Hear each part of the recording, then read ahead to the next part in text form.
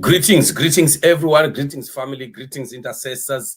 Welcome once again to the gathering of the children of the Most High God. We gather as we pray and intercede for the nation. We actually talk about issues that are happening in the nation as we see God's hand moving. We are seeing God's winds blowing. We are seeing the angels working towards the freedom of the people of Zimbabwe. I hope you had a blessed day. And once again, I want to continue to salute all intercessors for praying for the nation. We are meeting once again today on the 20th of October of 2025, a very critical year. I'll always say this, a very, very critical year to the freedom of the people of Zimbabwe. We should never underestimate this year. This is a year that intercessors will really need to pray without ceasing, so we can be able to see the result of the plan of God for the nation of Zimbabwe. Following the corruption that we have seen happening in Zanupf and how Emerson Mnangagwa and Skananda think that everyone is for sale. They've been buying cars like hot buns and dishing out monies and so on. And up to now, it's still happening from ZANU-PF provincial members to the Politburo, Women's League, the soldiers, and ZANU-PF chairman, and so on and so forth. And this actually is a sign that indicates that we are now a very rotten society. Unfortunately, now what is happening is ZANU-PF top bosses who are driving the newly given Mnangagwa-Branded cars are committing lawlessness on roads and toll gates all over the country. And many complaints are coming out, especially in the Mashingo area, cars that were coming from the Mutare conference. They were very rude and very rogue and very lawless. Just imagine. They are the ones that put the toll gates and they expect everyone to pay on toll gates, but they themselves, they don't want to pay on those toll gates. Usually, how do you put on a system and then you become the very first person to break the system? You put a rule or a law and you become the first person to break that law. You will be a very pathetic and poor leader. I'm telling you, you are a pathetic and poor leader because you cannot expect those that you lead to follow suit if you as a leader does not demonstrate leadership abilities and qualities. It must start with you as a leader to indicate to the rest of those that are following you what you need to see happening in the country. This is why the country is like this, because the very same people that are in the so-called leadership position are the ones that are breaking the law. And how do you expect the country to be lawful? The country cannot be a lawful country, a law-abiding country, a law-respecting country. It cannot be a country that has order if disorder is being created by the very people that are at the top. And this is pathetic and very, very sad. And nobody would care about it.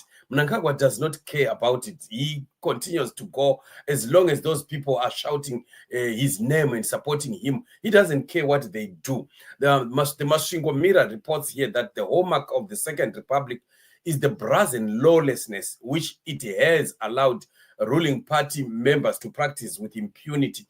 At 5:06 p.m., that ZANU-PF twin cab tried to bypass the toll gate along Mashingo Mutare Road near the Gutu turnoff. The vehicle, most likely returning from the conference in Mutare, had no number plates. Its only identity is ZANU-PF Central Committee member logo emblazoned on its door. Angry motorists hooted the driver of the vehicle back into the queue. The question is, Commissioner General Stephen Mutamba, is how do you trace such a car, supposing it has been used to commit crime and there are hundreds of them with the same logo? Yeah, if they don't have number plates and they commit crime using these cars, how do you locate them? Because you won't finish the number of those cars, right? Same color, same make, same brand, but no plate number that identifies which particular car did what. But nobody cares about this. Like I'm saying, that it starts from the top. It starts from the top leadership who have never taken seriously our country and following the rules and the laws of the country and making the country governable. Zimbabwe is so ungovernable because everyone is just breaking the law. But when it comes to the ordinary citizen, you see the police being quick to be rogue, violent, and attack and arrest and torture. But yet they are the people at the top who are supposed to be the custodians of the law and who are supposed to be watching the country running smoothly and correctly are the very same people that are breaking the laws. Where do we go? Where do we reach with such kind of a behavior? But this is what it is. Our country has been like this for a very long time, especially when this so-called second republic came into power. We saw the lawlessness that is so nauseating. It has just gone beyond the beyond. And this can never enable the country to succeed. We can't have a prosperous country. We can't have a progressive Zimbabwe as long as there is lawlessness. People don't respect the laws. People don't follow order. And people decide to do what they want just because they think they have political power. And because of political power, they are too drunk on it that they can just do what they want, knowing that even the man at the top who happens to be the president does not care even if he hears that you have committed crime in his name. So what kind of a country do we become?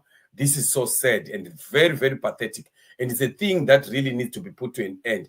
As Zimbabwean people, we need to fight to take our country back into order. We want to start to see order, the respect of the rules and the laws of the country, the respect of the constitution of the land, and nobody becoming, unbecoming and wanting to be above the law. No one is above the law in a democratic society, in a democratic republic. Everyone is under the law. And one man cannot just dictate what he wants to do, like what we are seeing happening right now.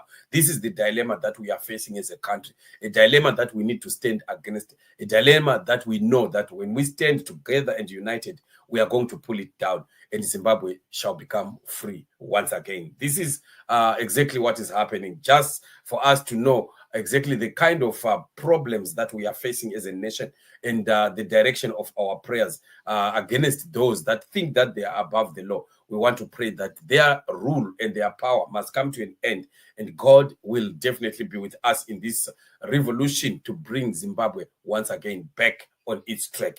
Thank you once again, family, for joining me on the show. Let's meet in upcoming shows as we come to continue to give you updates of what is happening in the nation, and we continue to intercede and pray for the nation of Zimbabwe. Remain blessed and shalom.